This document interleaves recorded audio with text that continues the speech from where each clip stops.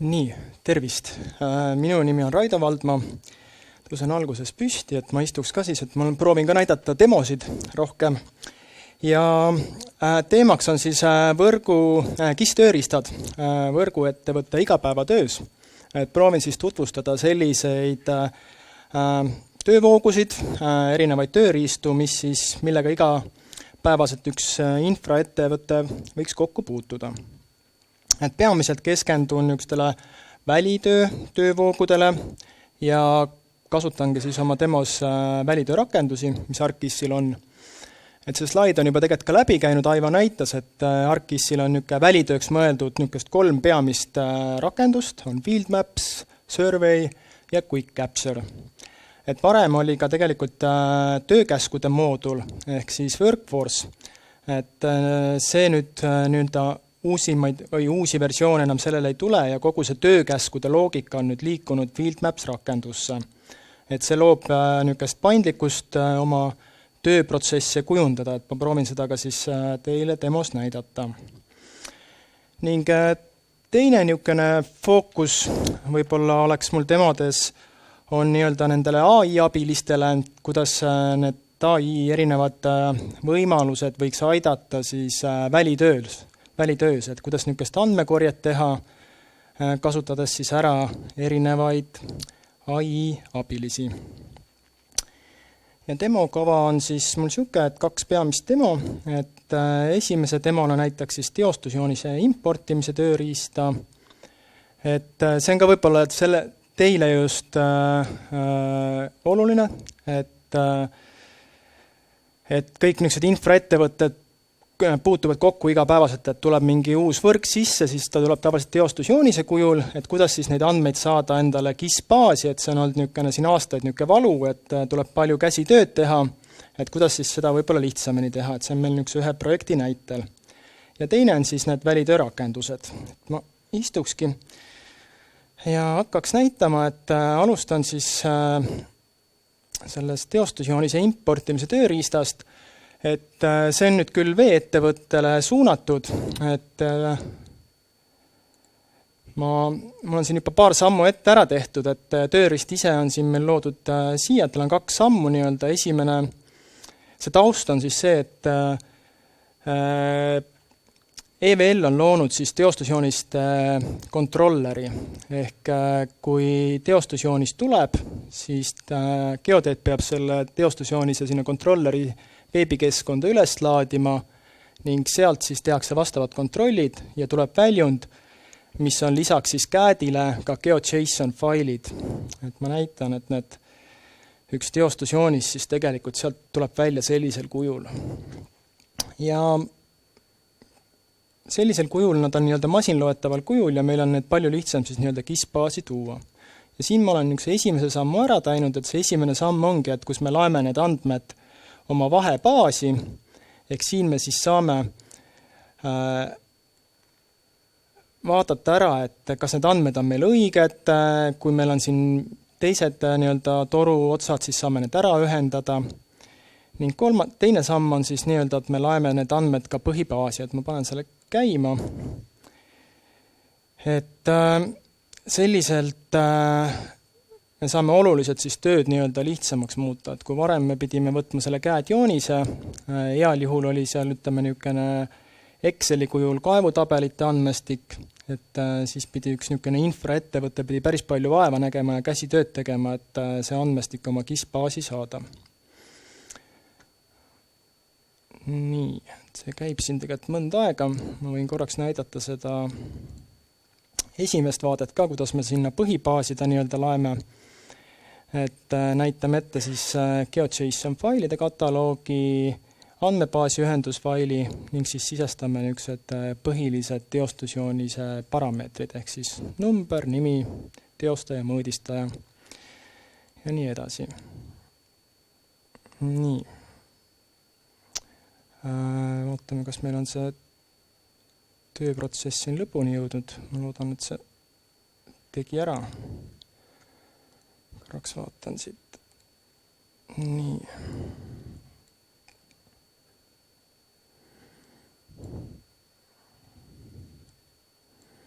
Jah, et koheselt siis nii-öelda, kui meil see andmestik on sisse imporditud, on ta siis nähtav meil erinevates väljundrakendustes, näiteks nagu veebirakendus, ja siin on siis näha, et selle konkreetse vee-ettevõtte andmestik on koheselt meil ka niisuguses inforakenduses nähtav. Ehk nii-öelda teostusjooniste toomine on siis muutunud oluliselt lihtsamaks. Nii, liigun edasi siis välitöörakenduste juurde. Selleks, et seda näidata, siis olen siin niisuguse stsenaariumi välja mõelnud, et üks vee-ettevõte soovib nii-öelda teostada siis hüdrantide inspekteerimist, et tal on toodud siia kaardi peale niisugune vajalik andmestik ära, et näiteks veetorustik, siis hüdrandid ning siis meeskond asub siis neid inspekteerima, et seda tuleb perioodiliselt teha. Inspekteerimiseks on siis vajalik niisugune akt, et olen selle siis niisuguse akti loonud survey keskkonnas, et ütleme, et meil on siis vaja koguda hüdrandi number, rõhk, seisukord ja mingid täiendavad märkused. Ja proovin siis seda teha niimoodi AI abil niimoodi, et ma kogu selle andmestiku siis edastan häälkäsklustega. Et ei peaks väljas on hästi tülikas erinevaid andmesisestusi teha, et proovin siis selle häälkäsklustega anda. Ja selleks, et see kogu töö oleks koordineeritum, kasutame siis ka FieldMapsi niisugust töökäskude moodulit, et siin ma olen siis lülitanud nii-öelda selle hüdrantide kihile selle töökäskude nii-öelda võimekuse sisse ja selline keskkond siis tuleb mulle või selline andmemudel siis tuleb mul nii-öelda vaikimisi kaasa. Et siin on siis näha, et tal on erinevad staatused ja iga staatuse juures ma saan nüüd põhimõtteliselt seadistada, et milliseid funktsionaalsusi siis mobiilikasutaja näeb ning millised automatiseerimised seal on. Näiteks, kui töökäsk on määramata, et siis tal on nii-öelda navigeerimise nupp, ta saab stardiga nii-öelda käivitada selle töökäsu, selle tulemusena muudetakse siis ära vastav staatus, ehk see tööprotsess on nii-öelda ära seal seadistatud. Aga saan ka luua siin niisuguseid integratsioone. Et kui me liigutame siia näiteks see integratsiooni nupu ja ma soovin siis nii-öelda lisada selle hüdrantide akti siia töökäskude moodulisse. Lisame aadressi ning saame siis talle näiteks tuua ka esile, et ta on siis nii-öelda kõige peamine tegevus. Mul on siin neid 2, et siis nad on nii-öelda ka esile toodud. Et niimoodi on mul hästi võimalik siis see tööprotsess nii-öelda ära konfigureerida. Nii. Aga vaatame siis, kuidas välis nii-öelda mobiilivaates võiks välja näha. Üritan selle mobiilipildi ette siia saada.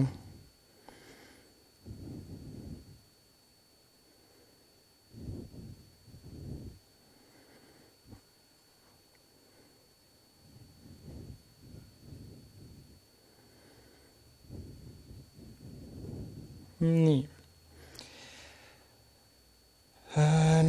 Avame siis FieldMapsi rakenduse. Ja siin on näha siis minu kaardid. Et tegemist on siis infra inspekteerimise kaardiga. Avame selle.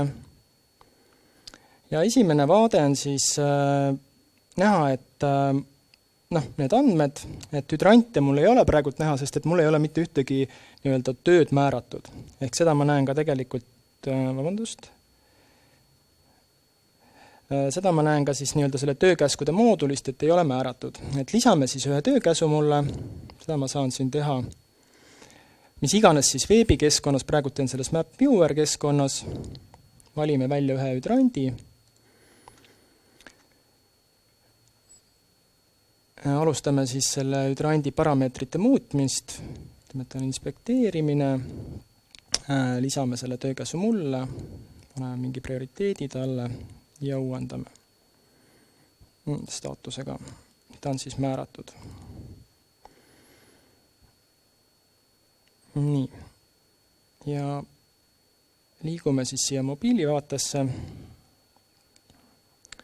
Võiks mulle ilmuda nii-öelda töö, et tuli nii-öelda notification ning ka minu siis loendis tuli see vastav töökäsk. Avame selle töökäsu ja siin on siis kogu loogika nii-öelda tööprotsessina mul ette nähtud, et mis funktsionaalsused ma olen mingite staatuste alla konfigureerinud, et saan kasutada siis nii-öelda navigeerimist, et siin on kõik siis minu seadmes olevad navigeerimisplatvormid toetatud, aga saan siis liikuda, et nii-öelda alustan töökäsu täitmist, klikkan start nupule ning siin on siis järgmine nii-öelda tegevus, et mul logitakse ära, et ma hakkasin selle tööga tegelema, ma saan ta kohe lõpetada, aga kuna ma pean ka akti koostama, siis käivitan nii-öelda akti koostamise. Akti siis selle tulemusena avatakse mul see survey vorm ja proovime siis need andmed sisestada häälkäsklustega. Ma pean sisestama hüdrandi numbri, rõhu, seisukord ja märkused. Hüdrandi number 35, rõhk 3,8, seisukord hea, täiendavaid märkusi ei ole. Ja saame errori. See proovime uuesti. Klassikaline. Hüdrandi number 35, rõhk 4,0, seisukord hea. Ahah, ma tean, mille see on viga. Arvate nii, jah? Häälte võiks kuulda, võib-olla. Teeme siis nii. Hüdrandi number 35, rõhk 4,0, seisukord hea.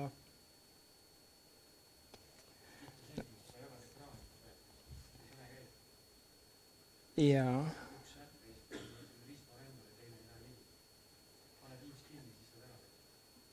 No ma jah, ütleme, et see tuli läbi, siis ma vist ei jõua, muidu mul jookseb aeg otsa. Aga see töötas. Et olgu, võib-olla tõesti. Aga ta ideeliselt selles mõttes toimis väga hästi, et ta suutis mu kõne lugeda. Ta leidis hüdrandi numbri, rõhu, seisukorra ja need märkused ja ta sai aru täpselt, mis lahtrile, mis väärtuse ta peab panema. Et selle ma olen tegelikult seal vormis ära talle kirjeldanud, et kuidas ta peaks seda võtma. Nii, aga ma lähen siit selle nii-öelda demoga edasi. Ütleme, et mul siis see akti koostamine õnnestus, siis ma saan järgmiseks, on minu samm see, et ma lõpetan selle inspekteerimise ära. Et ma saan siia lisada ka mingeid märkusi, kui on vajalik, ja kui ei ole, siis lõpetan nii-öelda. Ja põhimõtteliselt ongi mul see töökäsk tehtud, mobiilivaatest on see töökäsk kadunud ja saan siis asuda nii-öelda järgmise töö juurde. Nii, lähme siit järgmise demo juurde siis.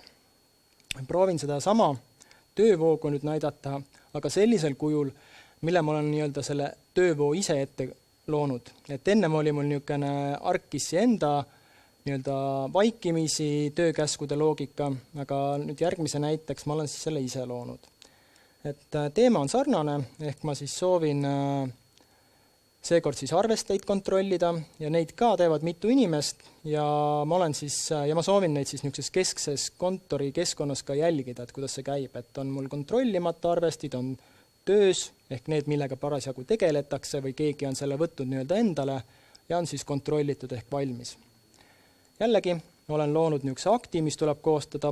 Siin proovime siis kasutada AI abi sellisel kujul, et me ei pea seda näitu siis kuidagi sisestama, vaid me teeme sellest pildi ja ta proovib selle siis lahti lugeda ning sisestada mulle parameetrina siia vormile. Loodame, et see töötab. Nii, ja näitan siis seda töökäskude vaadet ka, et olen siis 3 niisugust staatust loonud, kontrollimata, töös ja kontrollitud. Et teinud siin samasugused selle liidestuse selle aktidega ning võib-olla näitan ka siis seda keskkonda, et ma saan siis teha siin ka erinevaid niisuguseid seadistusi, et milliseid filtreid ma seal mobiilirakenduses saan kasutada. Et näiteks, et määratud mulle, et ma näen ainult enda töid, aga ma saan ka siis vaadata selliseid töökäske, mis on määramata. Ehk see loob selle olukorra, et kui meil on nii-öelda mingi posu objekte, millega me peame tegelema, et ma saan need eraldi filtrist endale ette võtta ja nii-öelda endale määrata. Ja siis on lõpetatud ka. Aga need filtrid kõik on seadistatavad. Nii, aga liigume siis jällegi mobiilivaatesse. Avame teise kaardirakenduse. See on siis arvestite kontroll.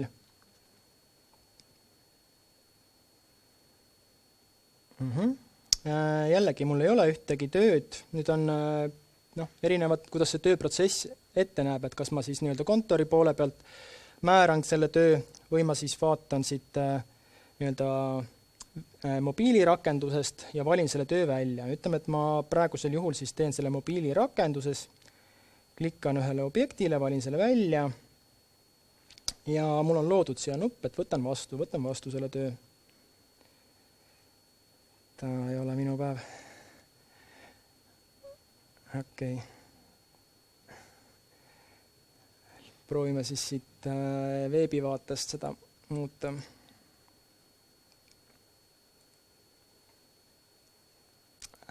Valime siis objekti.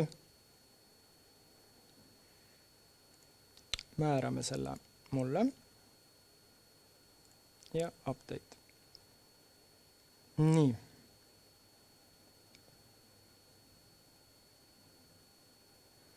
Võtan siis mobiilivaate ette, et töökäsk mulle saabus ilusti. Näen seda.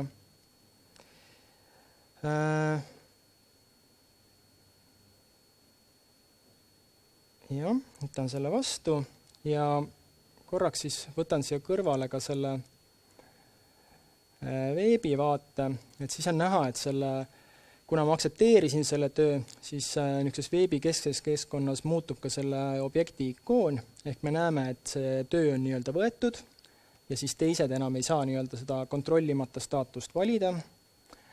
Loome akti. Avan siia ühe arvesti pildi, millest ma siis üritan pilti teha.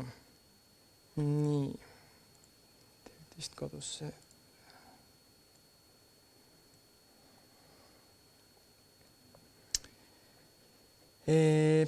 Loeti näite ära ja põhimõtteliselt siis ma saan nüüd nii-öelda selle salvestada. Ja järgmine samm on siis nii-öelda selle töökäsu lõpetamine. Ja kui mul see töökäsk on lõpetatud, siis jällegi veebis vastav siis nupuke nii-öelda muudab värvi, ehk ma näen, et see töö on lõpetatud. Nii.